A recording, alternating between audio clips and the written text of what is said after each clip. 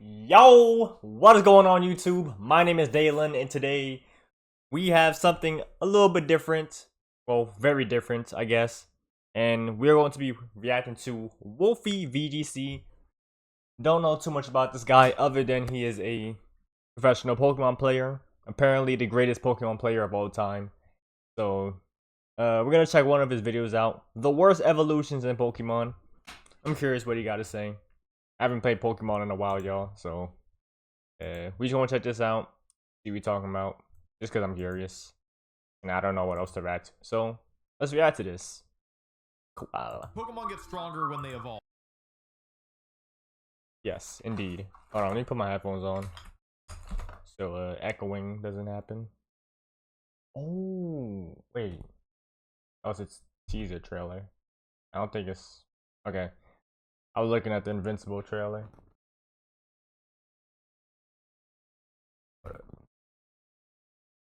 I might check that out. If it's anything of use. Alright. Alright, let's check this out. That's like a core tenet of the entire franchise. After all, if Pokemon get stronger when they evolve. That's like a core tenet of the entire franchise. After all, if evolving your Pokemon made them worse, then you wouldn't go through the trouble in the first place. But not all evolutions are created equal. And sometimes, the absolute garbage Pokemon you just spent an entire week trying to evolve simply wasn't worth the effort. Now obviously, not every Pokemon is supposed to be a big hit. Your Route 1 bug Pokemon shouldn't be as strong as your endgame dragon. I made an entire video breaking down why it's a good thing that some Pokemon are stronger than others, and how within a generation of Pokemon, it's good to have a whole wide spectrum of strength. Yo, Game Freak, probably should get professionals like this to develop your games and stuff to help y'all out, you know, just a little bit. But what I think is really interesting, just get a little bit of extra, you know, expertise into the field. Comes in a later generation, sometimes over a decade after the original Pokemon was introduced. Starting in Generation 2, Game Freak began introducing new evolutions to existing Pokemon lines, with a major wave coming in Generation 4. Now I can tell you, as somebody that's the gen I started with. Pearl came out, these new evolutions were really cool. Pokemon that I thought were Pokemon finished, Diamond, having already reached their final forms, were suddenly bursting with new potential that I'd never even considered. And interestingly enough, it seemed like the Pokemon being given new evolutions were Pokemon not quite strong enough to keep up with competitive play at the time. Like, let's be honest, Roselia and Piloswine are not doing much against Garchomp and Cresselia. But not every Pokemon given a new chance at competitive viability was taken seriously. In fact, some of them appear to be a big joke to the big Pikachu pulling the strings. And it was one of these Pokemon that actually made me want to make a video about this in the first place. A Pokemon introduced in Scarlet and Violet. The Dunsparce. The Dunsparce is the Generation 9 evolution to the Generation 2 Pokemon Dunsparce. Now, Dunsparce is something of a fan favorite within the community, in part because it's goofy looking, and I think also in part because it's just such a terrible Pokemon by competitive standards that it makes people love it. Terrible stats and bad typing combine to make a Pokemon that I can't even compare to a wet paper bag for fear of insulting the bag. But a beloved Pokemon with no viability is the perfect vessel for evolution. To use Dunsparce as a base, but improve it, fix its flaws, give it a fresh coat of paint and a new motor. Evolution is great because unlike regional variants and Mega Evolution, you aren't tied to the total stat points of the pre-evolution in any way when your Pokemon evolves. You want to just give it 100 more speed and I don't know, 50 more attack? Go nuts, kid. Evolution is also an opportunity to modify typing. Dunsparce's popularity resulted in 20 years of fan art imagining what secret wonders it was hiding. Maybe a huge dragon type with sprawling wings, putting the Salamences and Dragonites to shame. Did we get an evolution for Dunsparce? That isn't what we got. Instead, Game Freak left Dunsparce alone for 23 years, only to finally break out Dunsparce, a slightly longer Dunsparce. And you're probably thinking like, okay, but there has to be some kind of gimmick. Hold on. Why would they do that though? I forgot that they made this Pokemon. I don't keep up with Pokemon that much anymore, but I forgot they made that Pokemon. Instead, Game Freak left Dunsparce alone for 23 years, only to finally break out Dunsparce, a slightly longer Dunsparce. And you're probably thinking like, okay, but there has to be some kind of gimmick. right? Surely if they were going to make us wait for 2 decades, they'd be giving us a little more juice, right? And the thing is that, yes, the Dunsparce actually does have a signature gimmick. When you evolve your Dunsparce into Dunsparce, there is a 1 in 100 chance that your Dunsparce will be slightly longer. It'll have one more segment to be exact. And that's it. There's no functional difference between Dunsparce 2 segment and Dunsparce 3 segment. It's just a cosmetic difference. I guess you can differentiate them by calling the longer one Dunsparce.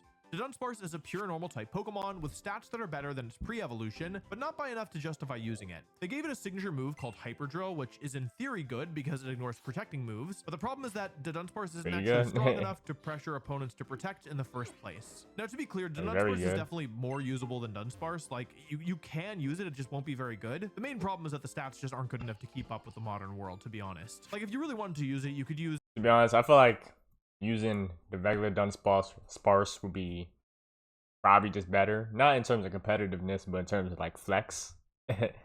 You know, like they only just gave it a little bit of boost, which still wasn't good in competitive play. So might as well you just use the pre-evolution, right? The ability Serene Grace, which doubles the effect of secondary just moves. for flex. It gets the move Rock Slide, which has a high you want to use a Dunsparce. But the Dunsparce is really slow. But it does learn Tailwind, so maybe you could do something with that. I don't know. It's not a very good strategy, but it is really frustrating to play against. So if you want to try and make your opponents turn their Switch 1 into a Switch 2 the traditional way, you could use it, I guess. Also, in case you weren't aware, you also have a 1 in 100 chance to get a 3-segment subscribe button if you subscribe on this video specifically. This also gives you a 100% chance of getting recommended other great videos. Are a big That's success. a nice transition. Some of the other Generation 9 evolutions in particular have been amazing. In Scarlet and Violet's first 2 years, that's a nice transition. First and second at the World Championships, and Annihilate and Kingambit have both put up a ton of results too. But talking about Dunsparce really got me thinking, what other cross-generational evolutions have missed the mark? One that I was personally really disappointed by was Kleavor.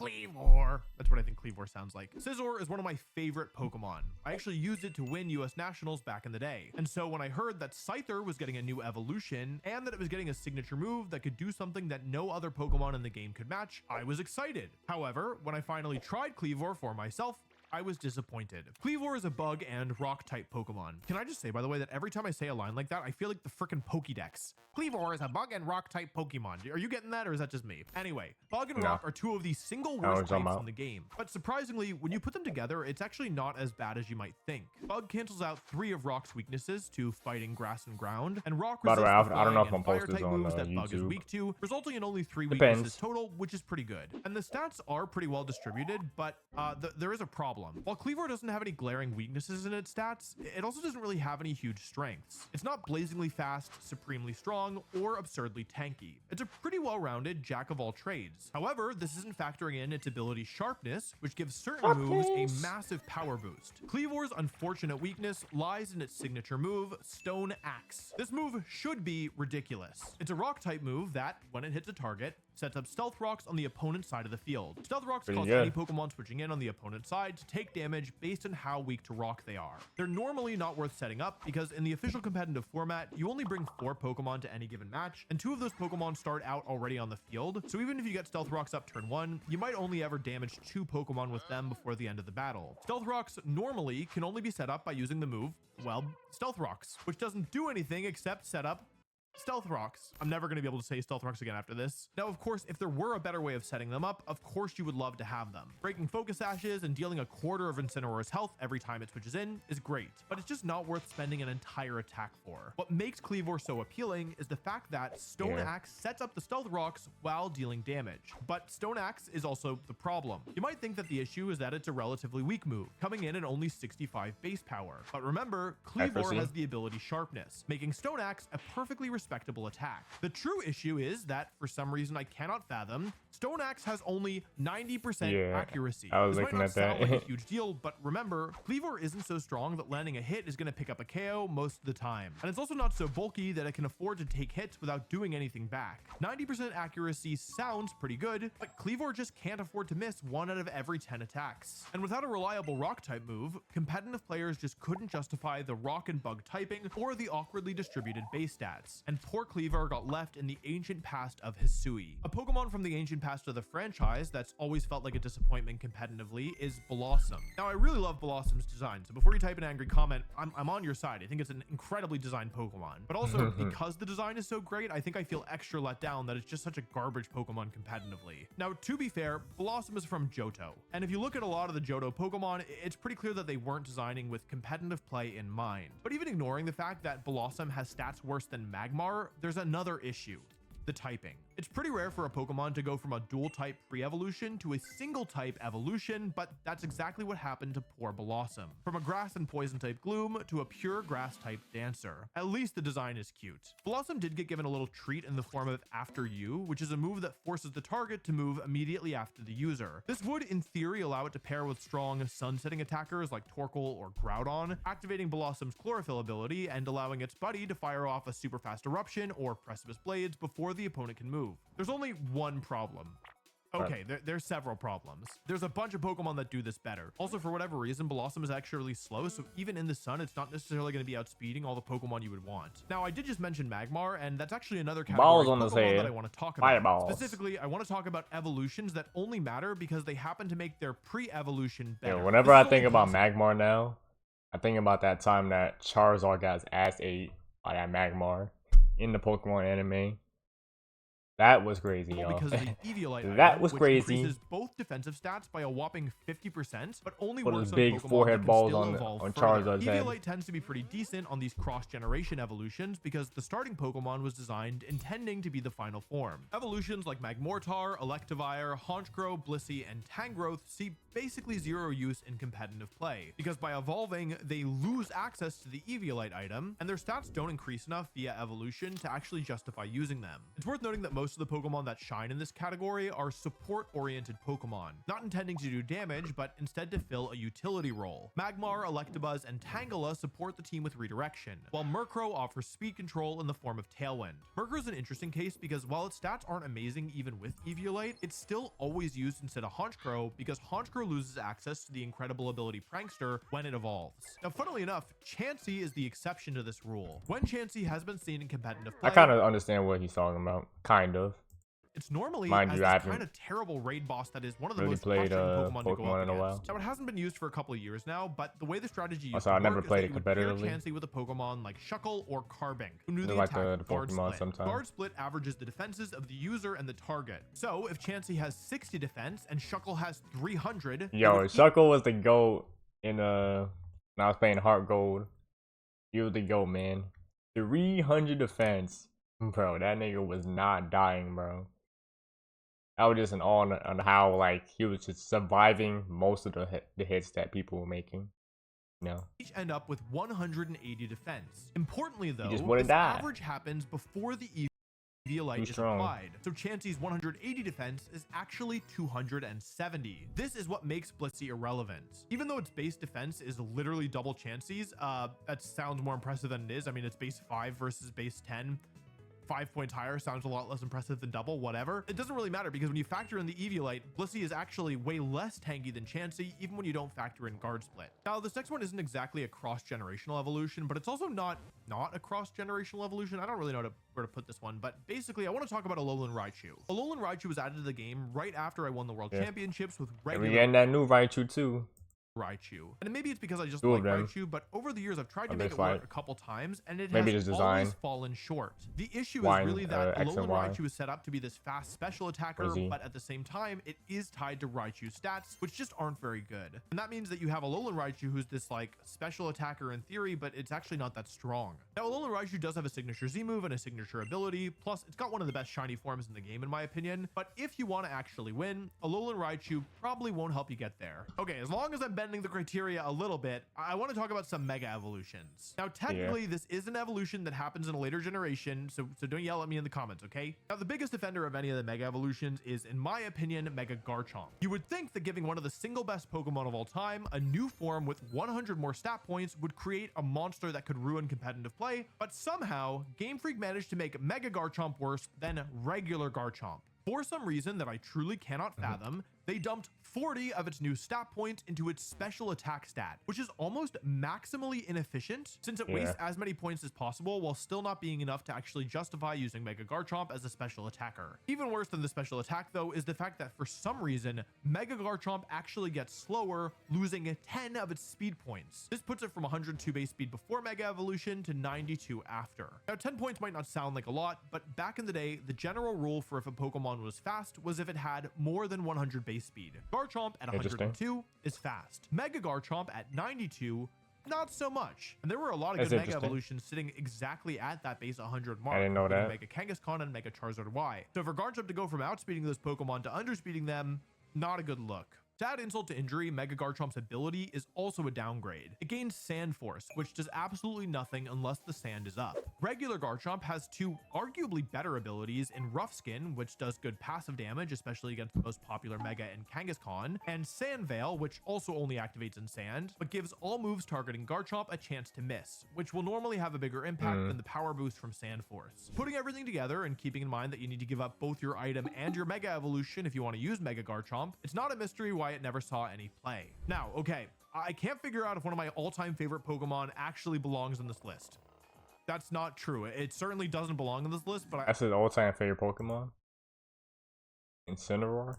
I want to talk about it anyway, so that's what I'm going to do. What do y'all know about Chimecho? So Chimecho doesn't technically belong on this list because, like, rather than being a Pokemon who had an evolution introduced later on, instead it's a Pokemon who had a pre-evolution introduced in a later generation. And that's Chingling, baby. I think Chingling is probably one of the most forgettable baby Pokemon. I love Chimecho and I don't have any kind of opinion about Chingling. Maybe people like it. I don't know. If people like it, they'll tell me in the comments for sure. I love Chimecho's design. I love its silly little face, but I don't love it competitively. Listen, Chimecho isn't even the best non-legendary Psychic-type Pokemon introduced in Generation 3 with Levitate, okay? And that's not even comparing it to some of the monsters that they're letting out of the cages nowadays. My question is, if they were going to introduce a pre-evolution in Generation 4, why not just introduce an evolution instead? Chimecho is so bad that it's one of the only times a Pokemon has received a stat increase between generations. In Sun and Moon, Chimecho received a whopping 30 extra stat points, which is about a third of a Mega Evolution. And yet, it is so bad that it doesn't matter at all. Even giving Chimecho 100 more stat points probably wouldn't have been enough. I'm hopeful that Chimecho will one day receive a little love. A Mega Evolution or a real evolution. But until then, it's staying in the box. There's other Pokemon that fall into this category too, like Sudowoodo getting Bonsly, Jinx getting Smooshum, and Mantine getting Mantike. But truthfully, I only wanted to talk about Chimecho because it's one of my favorites. Sorry. Anyway, there's only one more Pokemon that I want to talk about in this video. One of the most bizarre looking Pokemon ever made. Probopass. Probopass is a weird Pokemon, but I guess that's probably obvious. I mean, if you've ever seen this thing, you know that it's a weird Pokemon, right? Putting aside the creative design, it's also a weird Pokemon from a competitive lens. Probopass is the evolved form of Nosepass. I'm doing the Pokedex thing. Probopass is the evolved form of Nosepass. Beep boop, feed me Pokeblocks. What do they give Rotom? I don't know. Anyway, Nosepass also has a weird design, but this isn't a design video, okay? I'm talking about competitive. I'm talking about evolution. Who knows what I'm talking about, okay? Let me talk about Nosepass, Probopass, whatever, okay? Hold on. Nosepass is pretty clearly designed to be like the single stage garbage Pokemon you find in a cave that you used to be Flannery because you have nothing else, and then you leave it in your box forever, right? And again, that's fine. I don't have an issue with Pokemon being bad. Like, I think it's good for Pokemon to be bad, right? Especially during a playthrough of a game. But the weird thing about Probopass is, as far as I can tell, I think they actually tried to make it good. Let's just look at Probopass's defenses to start, okay? The HP is a little low, but the defenses are so high that they can probably make up for it. These are very good defensive stats, okay? And unlike many rock-type Pokemon, Probopass even has good special defense. The problem is when we look at the other stats. Not one of these stats I would put into the usable category. That being said, there are Pokemon out there that have pretty bad offensive stats and pretty bad speed that are still good in competitive play because they excel at supporting their team, like Amoonguss or Cresselia. And on the one hand, Probopass was given an audition for this role because, unlike Nosepass, who is a pure rock type, Probopass is the best defensive type in the game in Steel. But the problem is, Steel just happens to be one of the worst types to pair with Rock. Steel and Rock combine for 2 double weaknesses to fighting and ground, plus a regular weakness to water. Now, it's not the end of the world, but it's also not great to have a double weakness. But even this could have been forgiven if not for the move pool. Apart from Wide Guard, none of Probopass's moves are all that useful when it comes to supporting your team. game. Yes, it can thunder probably wave, should have but it's reacted too to slow this to really with make good use of it. somebody Same with that gravity. knows It about can set up an Pokemon. iron defense, but that doesn't help I when it's wanna do still a taking Nuzlocke twice as much damage from fighting and ground moves, somebody, even after though. doubling its defense. A It gets little, helping hand, which I won't pretend to Soul understand. Link. Are those things hands? Are they supposed to be hands? I thought they were just like floating magnet rock things. Anyway, it doesn't even matter because the truth is that helping hand is given to almost every Pokemon in the game. It's not like a reason to use Probopass. But in a way, I guess it is fitting that Probopass gets helping hand, because if there's one Pokemon on this list that needs a little help, it might be Probopass. Or actually Dunsparce. Game Freak will presumably continue to give older Pokemon new evolutions in upcoming Pokemon games. Only time will tell whether they'll create absolute monstrosities or complete disappointments. Realistically, probably both. All I hope is that they're half as cute as Chimecho. Thanks for watching. If you like this video, you might like this other one I made talking about what the worst starter Pokemon of all time is. I think I already know. I think people already said Chikorita, right? I'm assuming it's Chikorita, but anyways, that is it. That is that for this reaction. Oh, Armor King, cool. I might check that out. That is it for this. That's a cool design. Anyways, that is it. I cannot talk. Thinking about these two videos, but that is it for this video. Thanks for watching. This is gonna be like a chill reaction. Still gonna upload it, you know. Not really too much to talk about. I just wanted to see it. But anyways, that is it. Enjoy your day. Leave a like on the video. Subscribe for more content. Enjoy your day. Peace.